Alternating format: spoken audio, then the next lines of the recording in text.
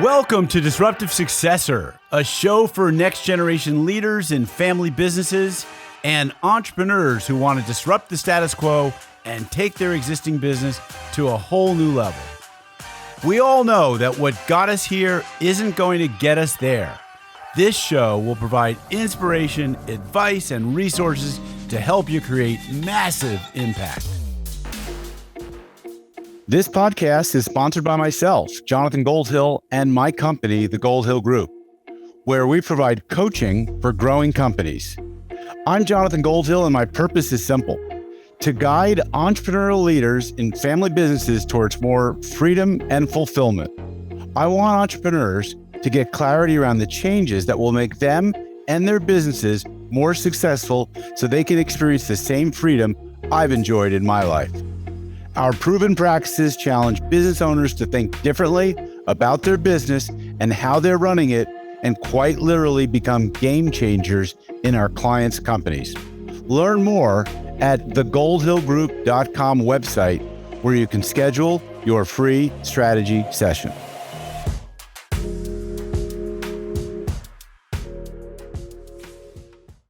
Hi, it's Jonathan Goldhill, and welcome back to another episode of the Disruptive Successor Show.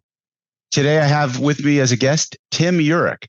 He's a highly accomplished financial consultant, veteran, and thought leader in his industry. As the founder and CEO of Tier 1 Capital, Tim has spent over 35 years helping thousands of people across the country achieve their financial goals. He specializes in growing businesses, attracting and retaining top talent, planning for business succession, and converting business equity into cash. With his global recognition and membership in the $1 Million Roundtable, Tim offers valuable insights and strategies to his clients to help them achieve financial freedom. His expertise has been featured on major media outlets such as Bloomberg TV, and I am thrilled to have Tim join me on the show today. Welcome, Tim. Jonathan, thank you so much, and it's certainly my pleasure to be here. So you do quite a few different things and work a lot with family business owners. And so I'm really excited to talk about some of the disturbing trends that threaten family business owners with you, and the ways that people are losing control of their money, and also about like how to retire from one generation to the next without bankrupting the next generation. And so we got a lot more to cover in the next 40 minutes or so. Let's start with that, because you have a really interesting story about, your background and how you got into this business. So tell us what that story is, how you got into this business, and, what you learned along the way. So my education, I have a degree in economics, and basically to use your degree, there's three paths. There's banking, there's investments, and there's insurance. I had chosen, or actually by default, figured that I wasn't much into the banking scene. I had done an internship on the investment side with Dean Witter at the time, which doesn't exist any longer. Right. Remember that? So I fell into the insurance track, and it was probably the best place to start for me, because I'm a relationship oriented person, and the insurance industry is very relationship oriented. Sure. So I was doing that, and starting back in 1985, and having a fair degree of success. And then the industry sort of shifted and went into full service financial planning. And I got my investment designations and certifications. And I was doing a little bit of the investments, the insurance, et cetera. But there was an epiphany moment for me. I grew up in a very blue collar, I would say. I didn't realize it at the time, but I realized it when I got to college, that we were poor. It didn't seem like that growing up, but that was the fact of the matter. And when I got to college and I saw people who had money and more or less like how these kids behaved, I was like, well, I'm almost glad I'm not poor, because, my dad would kick my butt if I acted the way some of these guys do. But that being said, during the Christmas of 1993. I'm an adult now. I'm 31 years old, making really good money. In fact, Jonathan, I think I shared with you on the pre-call that I was making 6 or 7 times what my dad had ever made. I was single, living alone. I had my own house. And the fact of the matter is I was living pay to pay. And how this epiphany moment came, we were talking around the Christmas table that year, and we were talking about the good old days. And the good old days were, my dad would get paid on Thursday. My mom would take his pay, go to the grocery store, buy groceries for the week, cash his check, and then use the money to pay, the remaining dollars to pay for, utility bills and whatever bills, the mortgage, et cetera. Well, the one time my dad, he didn't come home with his pay, and they were the times, it didn't happen a lot, but my mom would get me, my brother, and my sister, I'm the middle child, and load us up in the car. And we would literally sit in front of my dad's, the guy who owned the plant where my dad worked, sit in front of his house, waiting for him to come home so she can get my dad's pay so she can go and cash the check. And I remember, so that was like sort of normal for us. But the other issue was when the guy got home that night and my mom got my dad's pay, our car wouldn't start.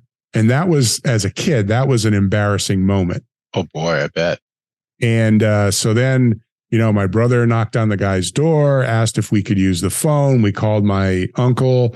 He came and picked us up, and then we had to get the car towed. And so we're talking about the good old days in 1993. And I remember saying to my mom, like, what were we doing there? And she goes, we were getting daddy's pay. And I said, oh, okay. That's okay. And I said, well, why didn't we just wait till the next day? And I'll never forget, Jonathan, the look my mom shot me.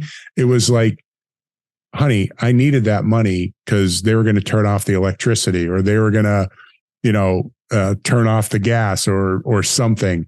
She goes, we live pay to pay. And the epiphany moment for me was, oh my God, I'm making so much more money than I could have ever dreamed. And I'm living pay to pay. And it was that the epiphany was, you see, the financial services industry will have you believe that the reason you're not getting ahead is because you don't make enough money or you're not getting a high enough rate of return. And that's not true. You see, the problem was I was making really good money. I was just using my money inefficiently. I was putting my money in places where I couldn't get at it. And embarrassingly, my dad, again, didn't make a lot of money. He was retired at this point. I had to borrow money from him to pay my mortgage. Oh boy. And I mean, so that's an there's something wrong with the system. And here's the point. The point was, if I'm in financial services and I was doing pretty well, and I don't have this figured out, what chance does the average person have to figure this out? And that was my epiphany moment. I made some changes, found some consultants that sort of specialized in showing people how to be in control of their money. Mm-hmm. And that was a game changer for me. And then I just brought that to all my clients, and I can't tell you how well received it's been.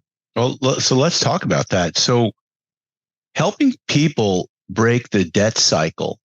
I mean, this is what Dave Ramsey is on the radio, the airwaves podcast, talking about all the time.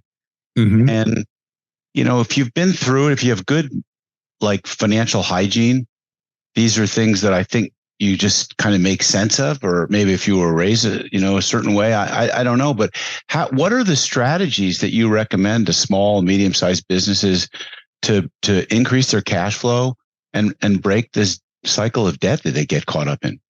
Well, again, so let me just step back and state this, Jonathan, that Dave Ramsey has helped a lot of people to get out of debt. Mm-hmm. But let me explain how that works. You take every penny of your cash flow and you use it to pay off debt. So think of it this way. You get paid today and you have money that you own and control. Mm-hmm. And then tomorrow you go to your Visa bill and you put it all on your Visa bill until that bill is paid off. Mm-hmm. So today you controlled money. Tomorrow you don't. So you were broke before you got paid. You got paid on one day and then you're broke the next day. Sure. So now when you go to a situation where there's a financial emergency or a medical emergency, or worse yet, more frustrating yet, is having a business opportunity come your way, you don't have any money to take advantage of it. Right. So what Ramsey proposes is that you take all of your money and you focus it on getting out of debt. And that's worked for a lot of people. Mm-hmm. But here's the problem. You go from one situation where you have no money and debt to a point where you have no money and no debt. But the key factor here is you have no money. And I guess his point is that at some point you pay off your debt and then you have money. But yeah, I don't know. I don't listen to that many of his show episodes to get a sense, but yeah. And so the issue there is, good example. My wife used to work with a woman who she and her husband were proponents of this Dave Ramsey thing. Mm-hmm. And the woman was the most miserable cuss you ever met. Mm. And the reason is because they were freaking broke. They were so miserable. Yeah. They were so hyper focused on getting out of debt that they weren't enjoying life. Right. And so what we show people to do is breaking the debt cycle is literally examining where you are and making small changes to increase your cash flow. Okay. And I could give you an example. We worked with a business not long ago, and there were 5 partners. One of the partners became ill, and they were, they were all siblings. Mm-hmm. And they were paying the one brother who had taken a stroke, and he was no longer able to contribute to the business. And they were paying him for quite some time. And it just got to be uncomfortable that he was working and not getting paid. They had to pay somebody else to come in and do his job. And it was just a messy situation. It was a conversation that nobody wanted to have, but it was a conversation that, from a business perspective, needed to happen. Mm-hmm. So their issue was they wanted to buy him out. The other issue was the 4 remaining partners needed, they started this business basically for a job, and now it's grown into something substantial, and none of them had any financial security because they were so busy building the business and taking care of their families that they had no money left over for financial security for themselves. So we talked, and again, the financial services industry is really good at telling you, okay, this is what it's going to cost to provide a retirement plan for you and your family. And the number at the time was $25,000 per month to put away to make sure that all 4 partners were taken care of. They had a succession plan and they could buy out the one brother. Mm-hmm. Well, I looked at the CFO and said, how much can you put your hands on? And she said, if we really scrape and scrimp, we could probably come up with $5,000 a month. And I said, well, what does that do to your plans? They said, well, we really can't do it. I said, what if you had the money within your current cash flow to do this? You're just using your money inefficiently. If I could find the money within your current cash flow without changing anything other than where your money is going, would you have any objections to looking at it? And they're like, you definitely have a conversation. And the money was there. And how it was there, Jonathan, was they were in a race to get out of their debt. Right. So every penny of their cash flow was going to pay off their debt. And here's the irony of it. They started this business again for a job. They had no money. So they borrowed money from a bank. The bank capitalized their business. They used that capital to create inventory, staff their business, and ultimately turn a profit. And once they got the money in profits, they turned around and paid back the debt. Now, their business got so good after a fair amount of time, they paid off a 20-year note in 8 years. And then 2 or 3 years later, an opportunity came up to open another retail location. So they did.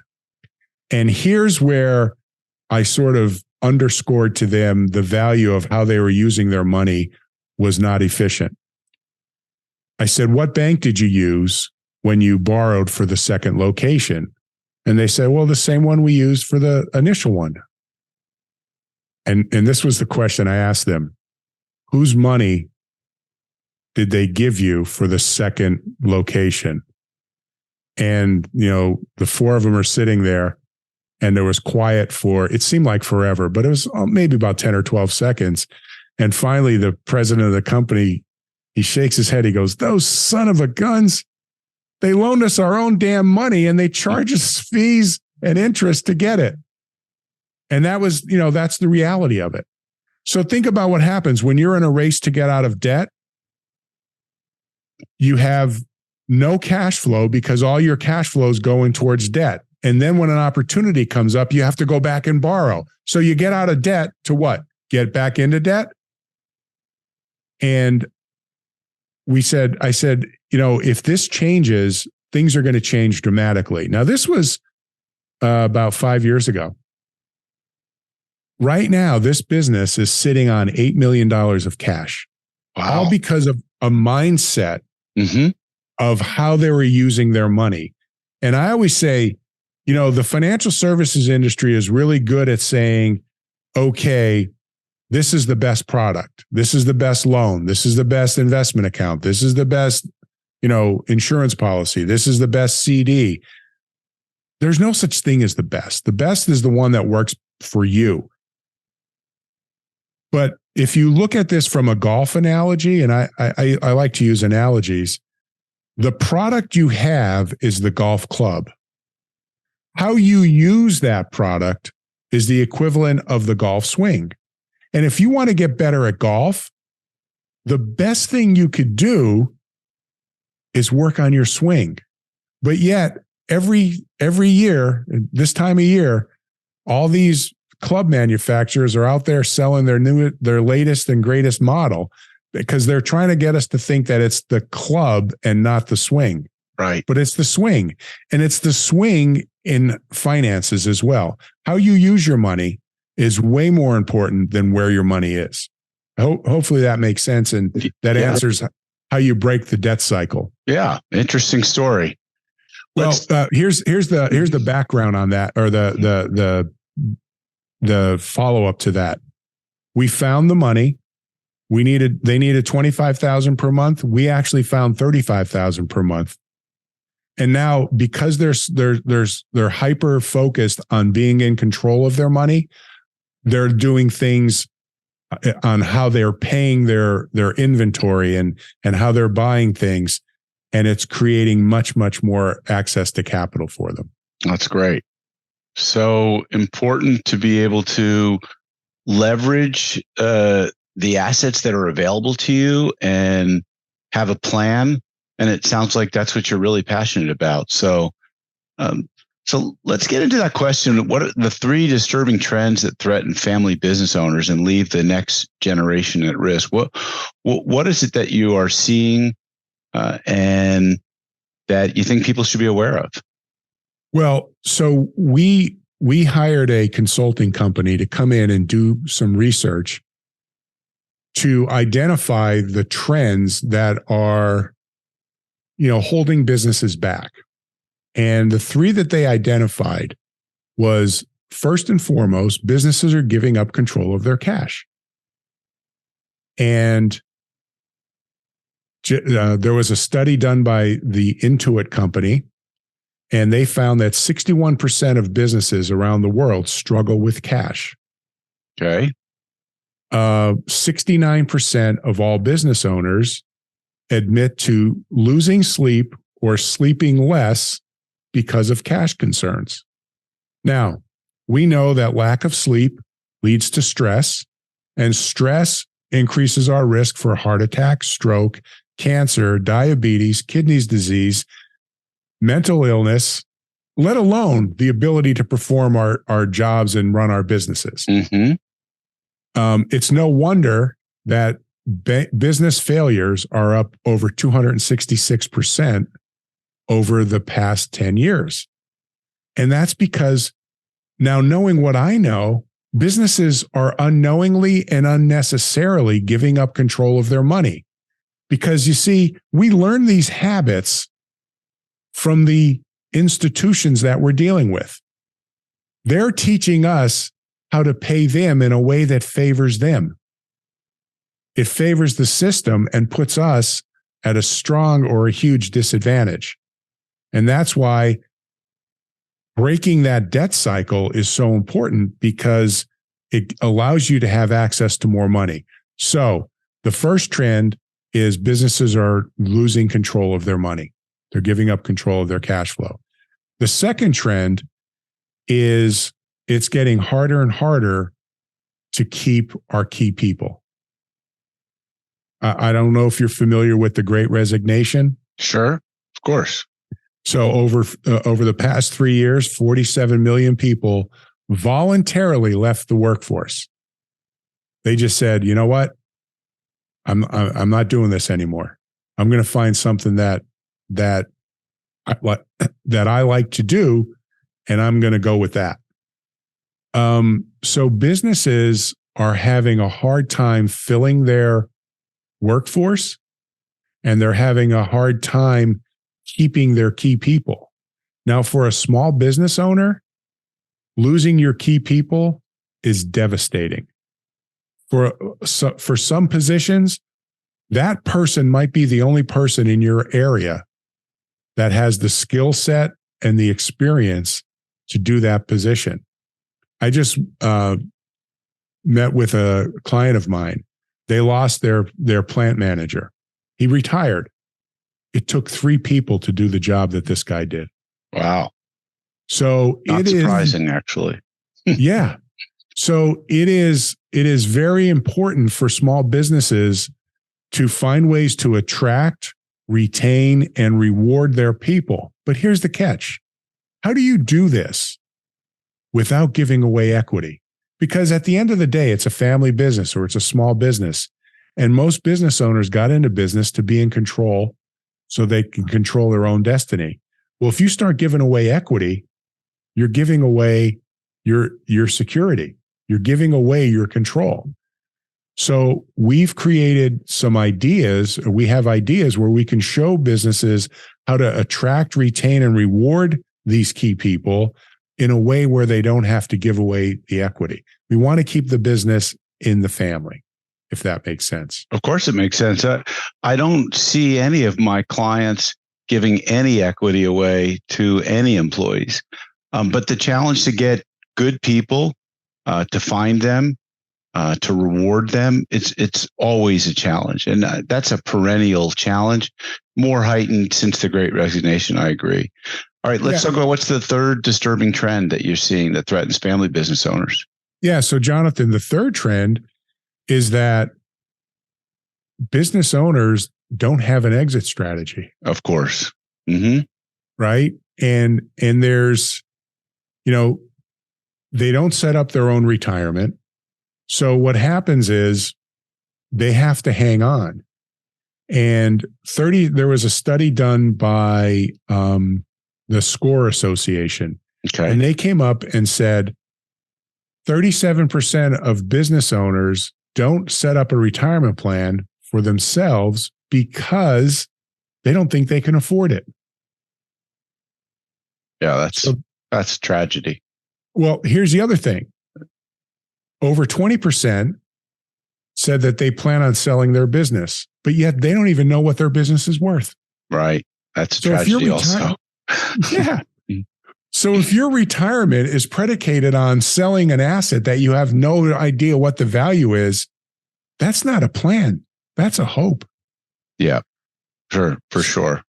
Yeah. So what we do is three things.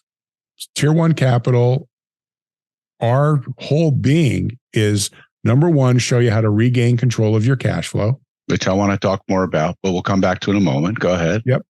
Number two, show you how to incentivize your key people in a way that doesn't give away equity, but is meaningful for them. And I'll give you an example of that if you want to go back, unless you want to talk about it now. And the third thing is we hold those key conversations that nobody wants to have. Mm-hmm.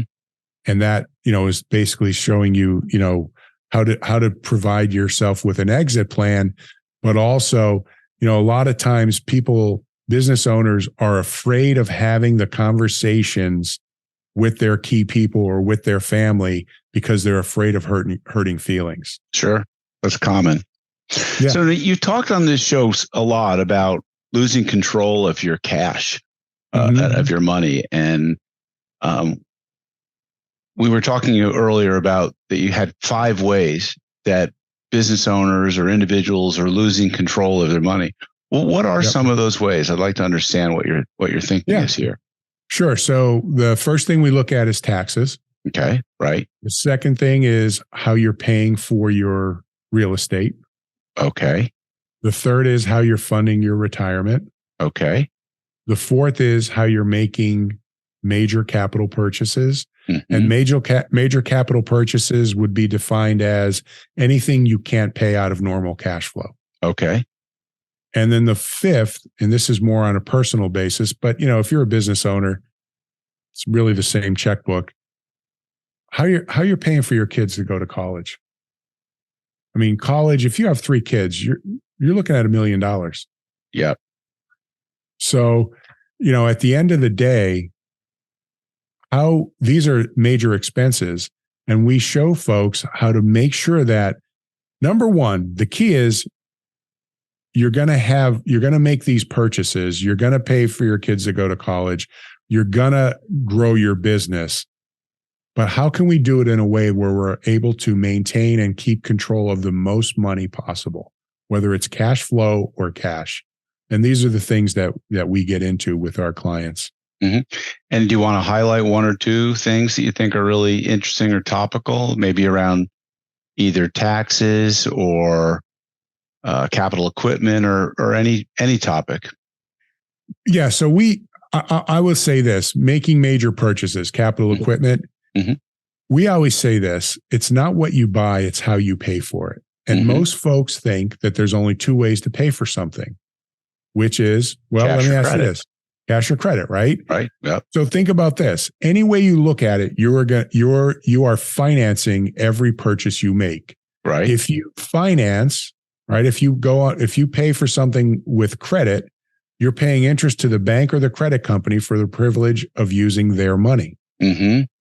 If you pay cash, you're giving up control of money that you had, plus the interest that you could have earned on that money for the rest of your life. It's called opportunity cost. Sure. So you're either going to pay up or give up. But there's actually a third way to do this. And that is to grow a pool of your own money, collateralize it, and borrow against that using other people's money so that your money continuously earns uninterrupted compounding of interest. So your money is always working for you. And then you're going to pay interest back to an entity that you own and control. So some, or maybe even all of the interest that you pay is going directly back to you. But the key is you got to create a pool of money for yourself first. Interesting. So we show people, we call it the collateralization method. Okay. We show people how to grow. First of all, find the money by regaining control of their cash flow. Secondly, use that to create a pool that they own and control. And then third, borrowing against that and paying interest back to yourself so that you could make major purchases. And if you think about it, then the money never leaves your control. Kind of interesting. I'm not sure. I'm trying to decide if it's the way you speak about it that's different, or if you're actually positioning it different. And it sounds both, actually. Yeah, I believe this is natural for us because we've been doing it for so long, since 1993. Mm-hmm. But at the end of the day, it is a different approach to doing things. And that's the thing. It's just different. And here, let me give you an example. Okay. Indulge me for a second here, Jonathan. Mm. I want, on the count of three, clap your hands once. 1, 2, 3. Okay. Now, I'm going to count to 3, and I want you to clap backwards. In other words, you might have used your left hand into your right or your right hand into your left. I want you to do it opposite. Okay. 1, 2, 3. It's different, isn't it? Yes. It feels weird. Yes. It's the same result. Now, it's the same thing with using this way to make your purchases. You're getting the same result. You're still making the purchase. The difference is you're going to have more control of your money. It's just a different way of doing things.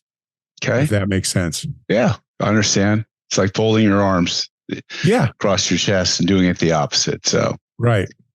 All right. So you like to talk about how to retire one generation without bankrupting the next. And obviously, successors in businesses and family businesses, they need to figure this out. This is something really important. And they're trying to understand, how do I retire mom and dad and have as much money as we need to grow this business and give them what they want. And sometimes what mom and dad are looking for is an income stream. Sometimes, in very few cases, I see they're looking for a payout, just buy me out. And sometimes they want to stick around, get a salary for not really doing that much. And then maybe, also have a distribution, but have some control. And this is where I think the baton gets sticky from the one generation to the next. And there's a difficulty sometimes in handing it off. Highly functional families where there's a lot of communication, I think, do a great job of passing the baton. And sometimes they don't pass it at all in terms of ownership, but they give them full control and authority to do what they want.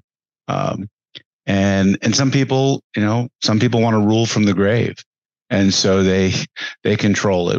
What are your thoughts on how to retire one generation without bankrupting the next? Well, two things. Number one, it's incredibly doable, but number two, you have to have the conversation. Mm-hmm. I'll share with you an example of a local business here in northeastern Pennsylvania. It had been around for over 50 years. It was in it was being run by the third generation, but the fourth generation was in line to take over. Okay. Here's the problem. The founding generation never did any planning. So when the father who started the business died, all the stock was owned by he and his wife. So that this was the matriarch of the family. She never put one foot in that plant. She was never in there. The business was in her name, but her two boys ran the business. When mom died, there was $8 million of estate taxes due because all the company stock was owned by mom. In addition to that, they had two sisters that they had to buy out for $2 million each. They had to come up, when mom died, they had to come up with $12 million. They didn't have it because there was no planning done. Right. They had one of the leading accounting firms in our area, the leading legal firms in our area, access to I don't know how many different financial advisors, and nobody touched this issue. Well, everything was going well because the business was that successful. And then 2008 financial crisis hit. And it was a manufacturing business, and the economy shrunk. and they lost the ability to make their payments on this $12 million loan. And ultimately what happened was they went bankrupt because they defaulted on the loan. Now, tragedy. 100 exactly. And 130 people lost their jobs. But more importantly, these two brothers lost their livelihood, and they had 5 kids between them. And all 5 of those boys had to go out and find new jobs that they were not qualified. You know, they had to start careers that they weren't trained, to start. Right. Basically. Right. And the bottom line is, it didn't have to be. Yeah. What would you have done differently if you had that? If that was your client, what would you have done with him? Well, the irony is, I called on these guys and they said, "Oh, we got everything squared away." But afterwards, I remember talking to the oldest brother and saying, if when your mom died, if there was $3 million or $5 million or $8 million or $12 million available at her death, would that have changed things? He said, we could have gotten by with $2 million. Because, retrospectively, this is like 2010, 2011, the economy started coming back. They just got caught, in a bad cycle, so to speak. And the point is, none of it, this all could have been avoided with proper planning, but it needed to take place with the founding generation, and it never did. What might you have done with the founding generation? And if you put a plan together? Yeah, for sure. We would have figured out a way to transfer the business or the stock, at least to the boys, right, who were taking over the business. Figured out a way maybe to have some key person insurance on the father. And then if that wasn't an option, maybe find a way to insure the mom so that at her death, money would have come into the company or come to the boys that they could have used to buy out the sisters. So some insurance instruments to help against those. Okay. Exactly. That's all, that's what the succession planning would have entailed. Yeah. Yeah. Well, that's one way to protect your legacy, right? And it's important that people who want to retire their businesses are able to retire in a lifestyle that they've grown accustomed to. And sometimes I just find that they're robbing from the next generation to save their save themselves, or they haven't really planned for that next generation. So it's really nice to know that there's someone, and that, this is what you are doing, is helping people with this. So you want to talk about some ways to leverage business debt? What are your thoughts on that? Well, again, so, one of the things we did with that one company where there were 5 partners is they owed about $1.8 million. And what we did is we just restructured their debt. We didn't increase their debt. We refinanced it, and we utilized it. They would have had all of their debt paid off in 8 years, and we refinanced it to a 15-year loan. That freed up $35,000 per month. And by the way, there would have been enough money set aside that in 7 years, which would have been 1 year sooner than they were on track to have it paid off, they would have had enough money that they could borrow against that money to pay off the balance of their loan. So at the end of the day, all we did was we showed them a way to be in greater control of their debt service and their debt cash flow. And just by doing that, that created a pile of money that they can use for succession purposes and to buy out the other brother. Yeah. It's great stuff. So, Tim, If you were to sit in front of what I call a disruptive successor, a next generation leader in a family business who is still has his parents involved in the business and wanting to communicate that they need to do something around some of these issues that you're talking about, like, how would you counsel them? What advice would you give them that's going to help them take the business and retire one generation without bankrupting the next, protect the legacy of the parents, and not lose control over their money? So the first one or more advice that you'd give, yeah. So the first thing, Jonathan, that I would do is I would encourage both parties, the founding generation and the next generation, to sit down and have the conversation to see what each of them wants. And then utilize their current cash flow to find a way to make sure that both parties get exactly what they want. Yeah. And the great thing about what I do is that we literally find the money to pay for the solutions. And as I might have said earlier, our industry is really good at finding problems and really good at putting price tags on the problems, but nobody's showing you how to find the money. And again, if we could find the money within your current cash flow so it has minimal or no impact on what you're currently doing, would you at least want to have the conversation?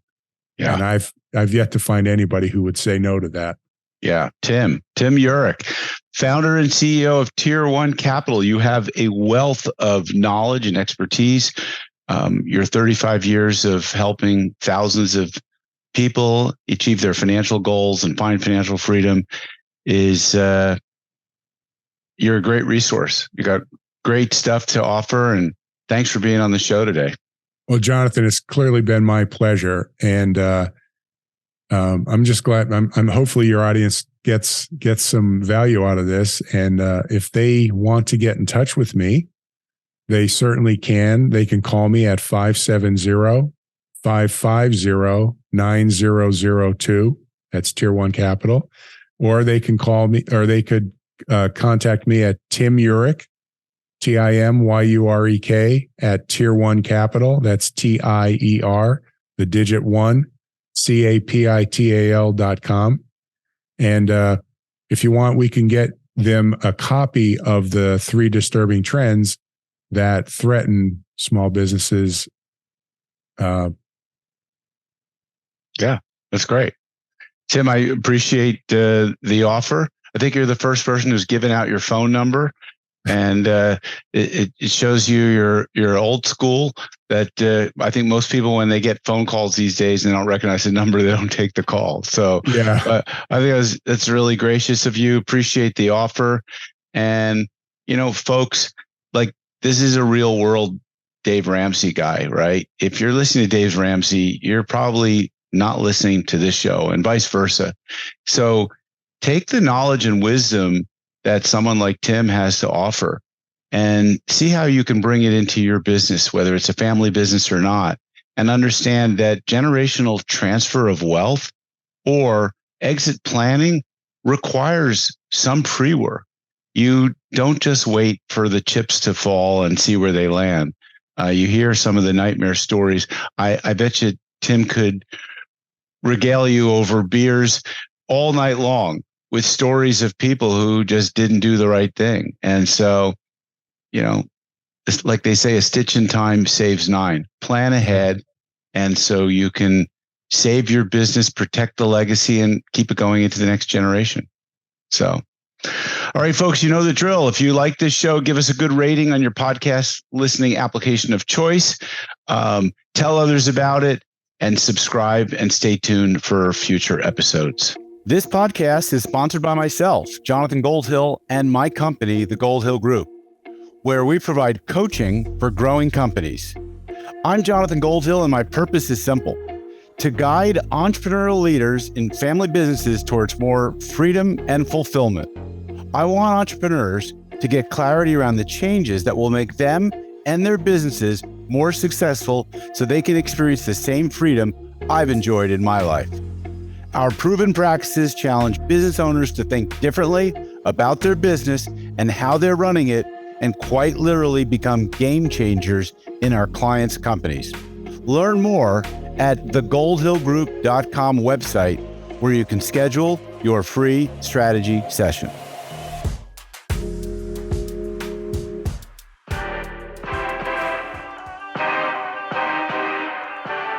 Thank you for joining us on the Disruptive Successor podcast.